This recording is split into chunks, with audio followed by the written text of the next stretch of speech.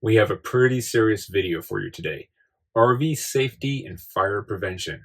Plus, we're going to talk about some items you should have in your RV to help with safety. Sort of like this little guy right here, the GasStop. If you never heard of it, pretty neat little item for propane safety. So let's go ahead and get right to it.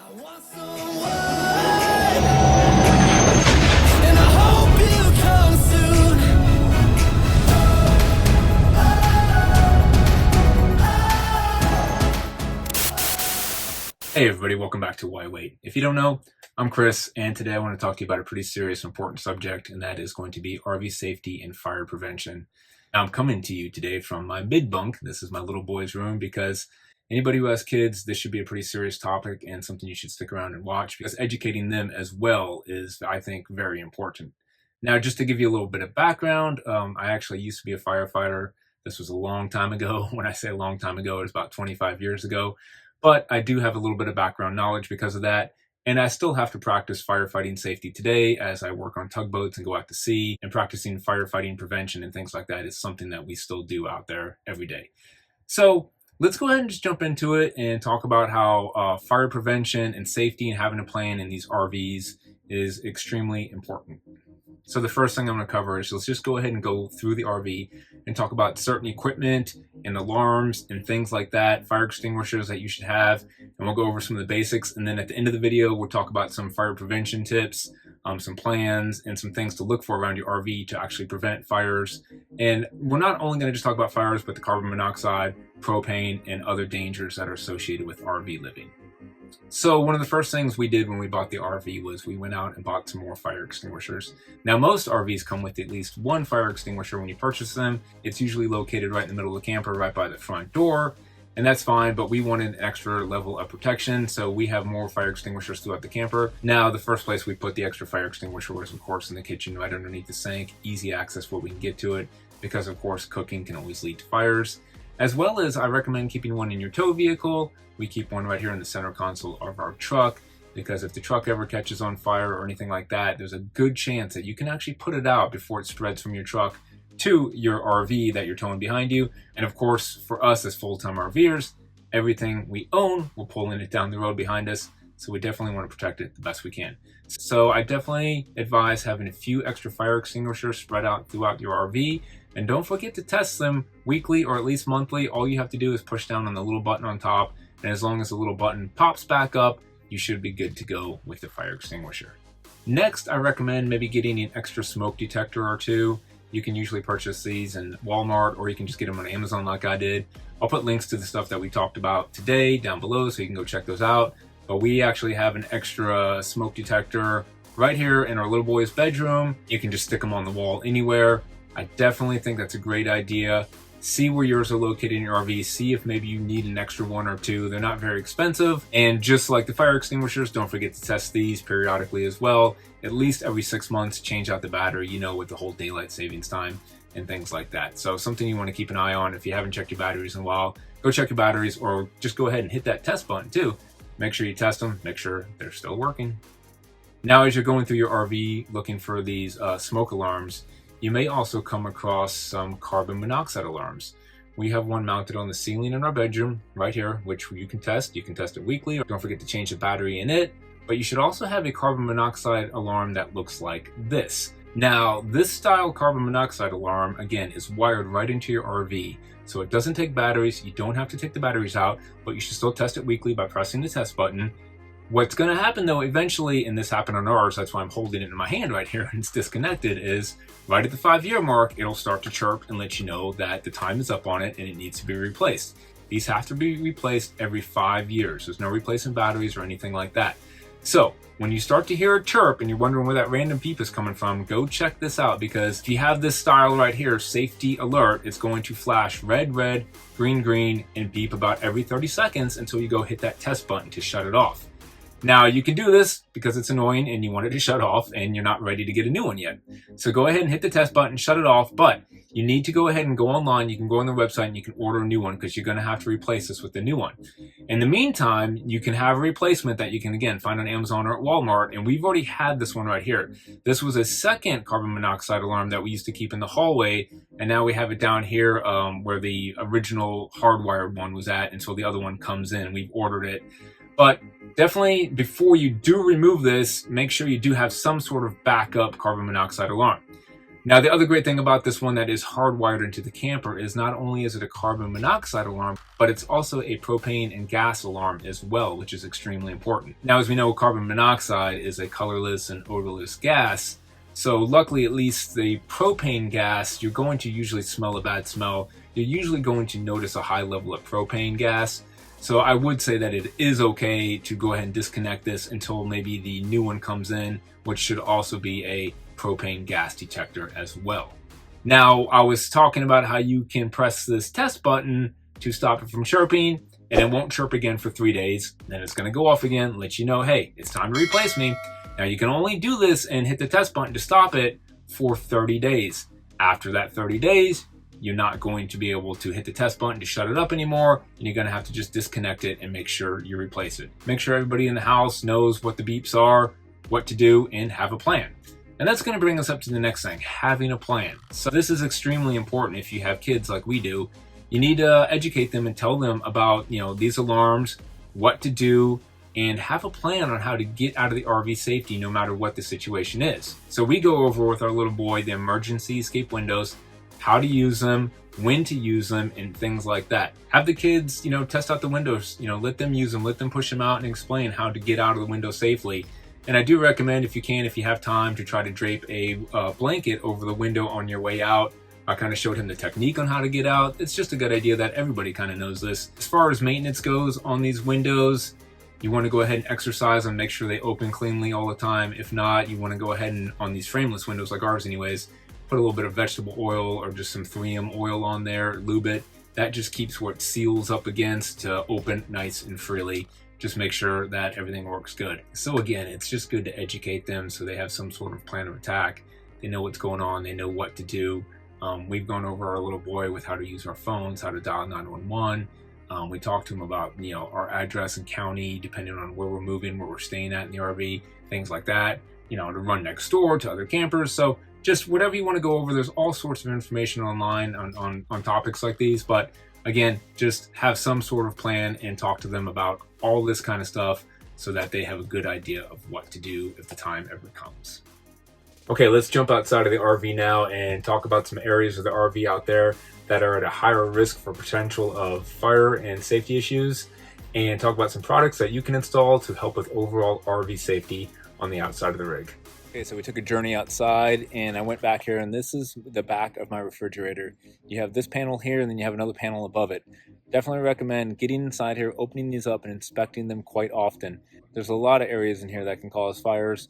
So one thing is this burner tube right here, which can get pretty hot. You want to make sure no wires are really touching it.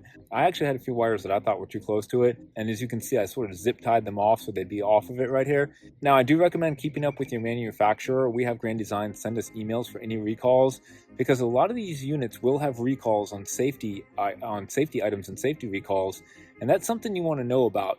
There's been a few safety recalls actually on this, and luckily none of them have applied to us. But it is something, if you get that safety recall notice, you can go check it out yourself or go get it serviced before something bad does happen. But I do like to come in here, make sure there's no wasp nests, make sure no spider webs are building up, lots of dust and dirt. I go ahead and come back in here, I clean it up real good, and just inspect everything. Make sure there's no signs of excessive heat, no signs of melting, and smell. Smell is the number one thing you guys can do. On tugboats in an engine room, our sense of smell is the number one thing. If something smells wrong, it's probably something going on. So not only for fire and heat is something you can smell for, but as well as propane gas. That's another one that just you can use your nose.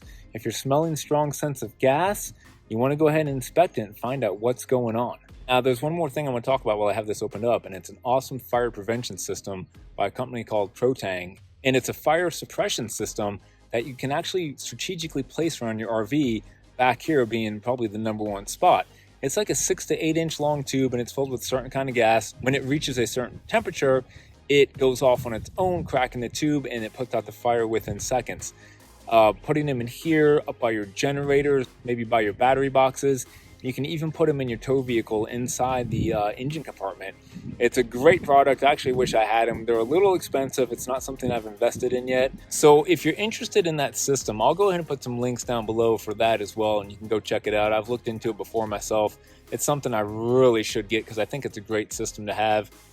Just to know that if anything happens back here, it's going to go off and put the fire out before you even know it. I think it's a great system, so go check that out. So when you're out here, don't forget to check your exhaust tubes from your furnace. Make sure that they're not being restricted from any kind of airflow, that there's no kind of tons of dirt buildup or, again, wasp nests or anything like that. You want to keep those clean and free. And then come out here by your propane tanks. And again, just smell, inspect, look at the hoses. See if they're cracked or fading. It's not even in the sun, and we had to replace one of ours because it was just from time, over 5 years, the hose was just cracked everywhere, and it had a small leak in it. We had to replace the hose. We've had to replace one of the regulators. I could hear it whistling out some propane. I could smell it. We've even had to tape up a propane line before that was running underneath our camper. A lot of times you hear about blowouts causing these propane lines to get damaged, but we actually had a leaf spring break, and that hit the propane line, and that caused a little small gap of a hole, just enough to where we could smell it. But we had some waterproof airtight tape that basically seizes and seals up upon itself, and you can actually tape up some of these lines if the leak's not too major. Now that's just a perfect example of why you would want the GasStop installed on your propane tanks. Let's go ahead and jump over to the other side of the RV, and we'll get into more detail about the GasStop, how it works, and what it does. So this is the GasStop, pretty neat little item right here. A company called Diverse Power Solutions, who distributes these, reached out to us, and they wanted us to try this out for a while. So we've been using these for a few months. Now, what does this do? Well, if you have a broken leaf spring, like say we did, I talked about that earlier, or a tire blowout, or anything that may actually rupture your propane line, or any other incident that may cause an extreme rupture with your tank or propane line, this is going to shut the propane off 100% and keep anything from flowing out. Now, most propane tanks have an excessive flow valve already installed on them, and that will stop the flow of propane, but not 100%. There's still usually 10 to 20% of that propane leaking out from the tank. So what this little guy right here does, it will shut it down 100% if you have an incident like that happen. The other good thing about this versus just relying on the excessive flow valve on the tank is those really don't get triggered until there's a leak above 200,000 BTUs of propane flowing, which is pretty extreme. This will actually be triggered if anything goes above 75,000 BTUs flowing through it. So this will still operate under normal conditions. You're going to be able to use your water heater and your stove and anything like that because the RV obviously is not using that much propane when you're using your basic systems. But if anything gets over 75,000 BTUs flowing through that line, which would be basically a line to be cut or a rupture, it's going to immediately shut off the flow of gas. You can use this as a leak detector as well when first hooking up your tanks to find out if you have not a rupture or a massive leak, but if you have a small leak coming from somewhere in your system, you can use this to test that as well. So you can see we have the GasStop installed right here. We have the tank shut off. You want to just go ahead and hook up your propane line to your RV. Okay, once you got that on there tight, go ahead and open up your tank. Open it all the way up. And then you're going to want to pump this a few times, 3, 4, 5 times to pressurize it.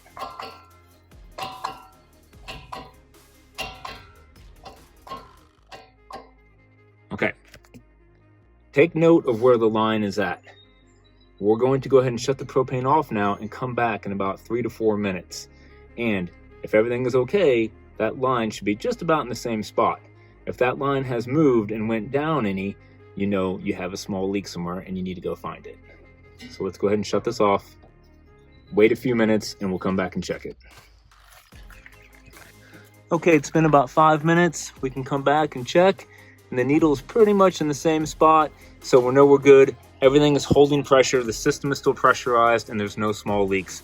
If this needle had dropped, well, you're going to need to go around with the gas detector and find exactly out where it's leaking, whether it's from the regulators or somewhere down the system in one of your lines.